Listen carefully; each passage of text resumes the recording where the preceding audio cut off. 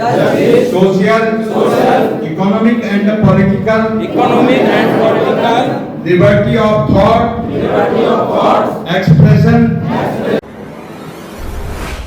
of India having solemnly resolved to constitute India into sovereign democratic republic and to secure to all its citizens justice, social, economic and political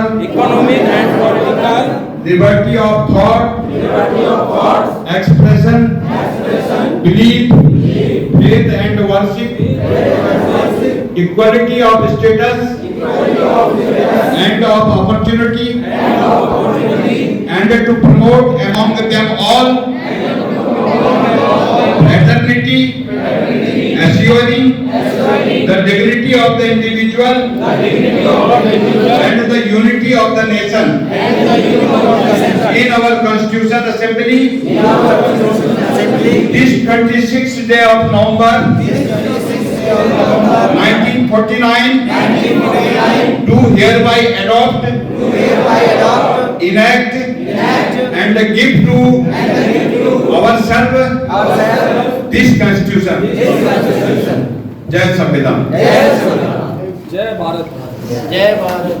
चिंतन शिविर का आज हल्द्वानी में दूसरा दिन है। कल का चिंतन शिविर बड़ा ऐतिहासिक रहा है और जिस उद्देश्य की पूर्ति के लिए हम लोग यहाँ पहुँचे थे, मुझे लगता है जितने भी लोग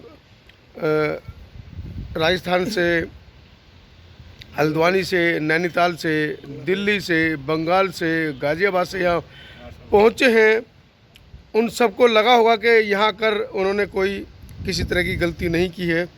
बहुत अच्छा कल का चिंतन शिविर रहा है। उसकी वीडियोस आप समता आवाज़ टीवी पर लगातार देख रहे हैं और आगे भी मैं अपलोड करता रहूँगा। अभी मेरे साथ कुछ साथी हैं यहाँ पर, जो लोग अलग अलग जगह से यहाँ पर पहुँचे हैं। इनसे थोड़ी बात करते हैं और जानने की कोशिश करेंगे कल के चिंतन शिविर में क्या इनका अनुभव रहा है। मैं हूँ इस समय उत्तराखंड के हल्द्वानी में। ये कल पूरा दिन आपने चिंतन शिविर सुना, क्या समझ में आया? मेरा नाम हरि प्रकाश है जी, और मैं मुरादनगर गांव कुर्सी से आया हूं। कल जो मैंने प्रोग्राम सुना बड़ा ही अच्छा लगा और जो बातें अच्छी लगी हैं जी, वो मैंने अपने इधर देखिए जी, मन में रखी हैं और जाके बच्चों को और अपने साथियों को, जितने भी आसपास के जो भ्रमित लोग हैं, जो पथ भ्रष्ट हुए पड़े हैं, उनकी कोशिश करूंगा कि वे रास्ते पर आएं और मिशन को आगे बढ़ाएं और अपने विकास करें। आपका स्वयं का भ्रम टूटा या नहीं टूटा? मेरा भ्रम टूटा, लेकिन मुझे कुछ प्राकृतिक ऐसा ज्ञान है जो और मुझे थोड़ा सा वो मजबूत हो गया है। मेरा मतलब पॉलिश करना था अपने ज्ञान को, ये मेरी सफाई सी हो गई, सुधार करना था। बाकी मेरे में मतलब पूर्ण तो नहीं हूँ, पर हाँ कुछ मुझे कुछ अलग से कुछ सीखने को मिला, अलग से कुछ मिला है और बड़ी अच्छा लगा आके।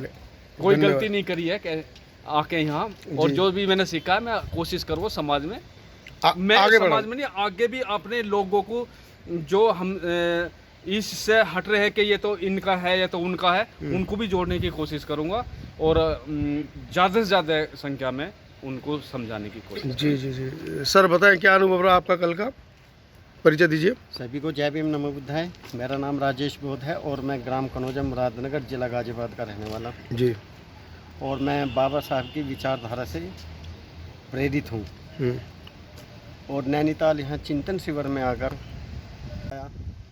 उसे हमने बिल्कुल मोती की तरह साफ करके अपने जहन में रख लिया है और यहाँ से जा कर के हम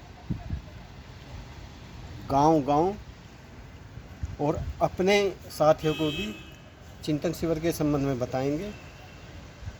जो पथभ्रष्ट हैं, जो हिंदू धर्म में देवी देवताओं में लिप्त हैं, उनसे हाथ जोड़ के विनती करेंगे भैया हिंदू धर्म में कुछ नहीं रखा, देवी देवता कुछ नहीं दे सकते। जो दे सकता है भारतीय संविधान दे सकता है।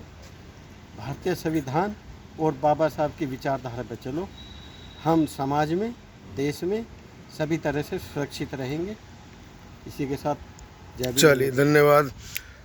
आपको बड़ी मेहनत करनी पड़ी, लगभग 60-70 आदमियों के लिए बस का इंतजाम करना पड़ा, उनको पहले तैयार करना पड़ा, मोटिवेट करना पड़ा चिंतन शिविर में लाने के लिए। क्या अनुभव रहा आपका? इससे पहले भी आप कई बार आए हैं? हाँ सर, ये हम परिचय दीजिए पहले हमारे दर्शकों को। मैं प्रदीप बौद्ध जी, गाजियाबाद से आया हूँ सर। हम ये नैनीताल आए हुए हैं और आखिर ये हमुदय संस्था के माध्यम से हम प्रोग्राम चलता रहता है और हम करते रहते हैं, संविधान पे काम करते हैं। जी, आखिर कुछ चुनिंदा लोगों को संविधान की चर्चा, संविधान बचाने की बात ही ये आखिर क्यों, क्या ज़रूरत पड़ रही है ज़रूरत है, क्यों नहीं है, कैसा है, इसका मैं बताऊंगा आपको। कुछ लोग हमारे ही कुछ समाज के लोग हैं, यानी कि SC, ST, OBC के कुछ ऐसे लोग हैं जो संविधान को कसम तो खाते हैं लेकिन संविधान पर काम नहीं करते हैं। अब इतनी बड़ी समस्या है संविधान को बचाने की कि अब कुछ लोग पढ़ लिख जाते हैं, पढ़ लिख के इस संविधान के माध्यम से सर जिला पंचायत, MP, MLA, पार्षद और सारे पदों पर पहुंच तो जाते हैं और संविधान की कसम भी खाते हैं। लेकिन वो लोग क्या काम करते हैं, उन लोगों में जा कर के फिर वे पंगु बन जाते हैं, अपने समाज को छोड़ जाते हैं, अपने समाज की बात नहीं रखते, अपने समाज की यानी कि संविधान की कोई बात ही नहीं करते। वो जिस संविधान की वजह से वो लोग वहाँ तक पहुँचे, MP, MLA, पार्षद, जिला पंचायत और नौकरियों पे भी पहुँचे हैं, लेकिन वो क्या काम करते हैं कि उनमें जा कर के उन्हीं में मिल जाते हैं जो हमारे लोगों को छोड़ जाते हैं। उनको शर्म आती है जय भीम बोलने में भी, और वो लोग मंदिरों में, मस्जिदों में जाके बढ़ चढ़ के हिस्सा तो लेते हैं, लेकिन कभी जय भीम बोलने में भी शर्म आते हैं जी कि संविधान की वजह से वहाँ तक वो पहुँचे। वो उनका काम क्या है, वो अपने समाज को छोड़ करके वहाँ चले थे, जबकि उन्हें अपने समाज को भी साथ रखना चाहिए। जय संविधान के नारे और संविधान की बात तो वो पब्लिक में तो कर जाते हैं, लेकिन अपने व्यवहार में, आचरण में नहीं उतारते। नहीं उतारते। चलिए धन्यवाद सर, परिचय दीजिए और अपना अनुभव साझा कीजिए हमारे दर्शकों के साथ। मैं वेद प्रकाश गौतम, इटौनी, दिल्ली से।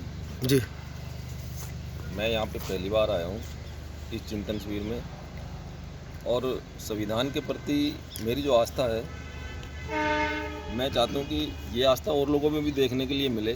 जी, उस विषय पर यहाँ पर काफ़ी समझने के लिए मिला, साझा करने के लिए मिला, क्योंकि आज के टाइम में आपको देखने के लिए मिलेगा कि संविधान की कोई महत्वता नहीं रह गई है।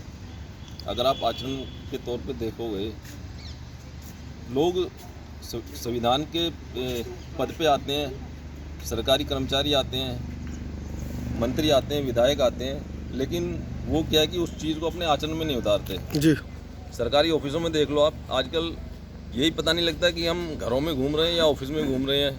वहाँ यही पता नहीं लगता कि एक विशेष विचारधारा लोगों के अंदर आ रही है, एक अलग ही वो बोला जा रहा है। सबकी टेबलों पे देख लो, एक विशेष रूप के चित्र लगे पड़े हैं। यही पता नहीं लगता है कि हम घर में बैठे हैं, बाहर बैठे हैं, ऑफिस में बैठे हैं। तो ये चीज़ें लोगों को समझनी पड़ेंगी कि संविधान का एक अलग दायित्व है, उसको सबको निभाना चाहिए। जी, जी, धन्यवाद। संविधान सभा में बाबा साहब बहुत कुछ बता कर गए हमारे समाज के लोगों को। अच्छा बो साहब, आप पिछले 12-13 वर्षों से दिल्ली NCR से लोगों को नैनीताल में ला रहे हैं, चिंतन शिविर यहाँ पर चल रहा है। तमाम उन पिछले 1 दशक का क्या अनुभव रहा, और कोरोना काल के बाद ये पहला शिविर है, इसका क्या अनुभव रहा उन सब में, और इसमें क्या फ़र्क आपको दिखाई देता है? सबसे पहले तो मनोज भाई आपको और समता टीवी को धन्यवाद। सभी को जय भीम, नमो बुद्धाय। मैं शिव कुमार बौद्ध, गालन, डिस्ट्रिक्ट हापुड़, उत्तर प्रदेश से। जैसे बड़े भाई आपने पूछा कि पिछले चिंतन शिविरों में और इसमें क्या अनुभव रहा। पहले जो हमने लगभग 12 शिविर जो किए हैं, भाई साहब चिंतन शिविर जो किए हैं पहले 12, उनमें लोगों को इस बात के लिए मोटिवेट किया गया कि हम जो हैं, हमारा जो जीवन है वो बाबा साहब की बदौलत है। हम जो आज बड़े हैं, हम जो आज पढ़ लिख कर अच्छी नौकरी पाए हैं, अच्छे मकानों में रह रहे हैं, अच्छी गाड़ियों में रह रहे हैं, तो ये बाबा साहब की बदौलत हम लोग यहाँ तक पहुँचे हैं। इस बात को आप गहनता से जानें और गांव-गांव जाके लोगों को भी बताएं। ये रहा पिछले 11 शिविरों का हमारा अपना अनुभव, और उसके इतने ज़बरदस्त रिजल्ट आए जिसमें लगभग 2011 से लेके अब तक लाखों लोगों का उसको लाभ भी मिला।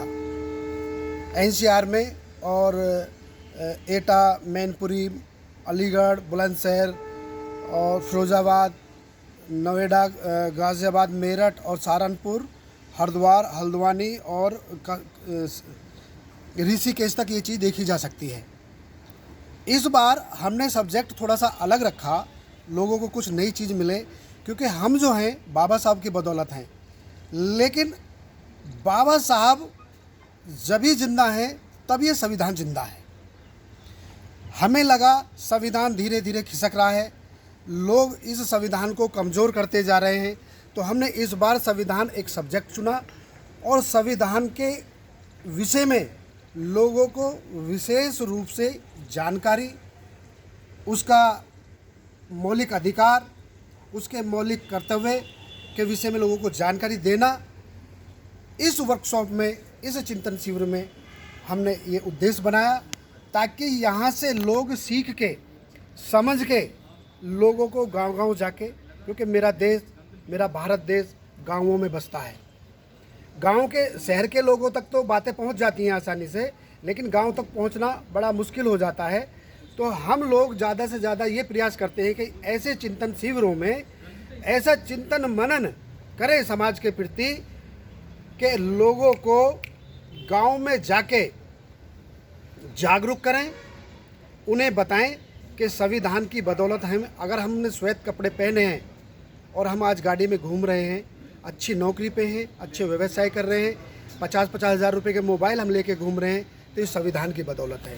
और संविधान अगर नहीं रहा तो हम देश से ख़त्म हो जाएंगे।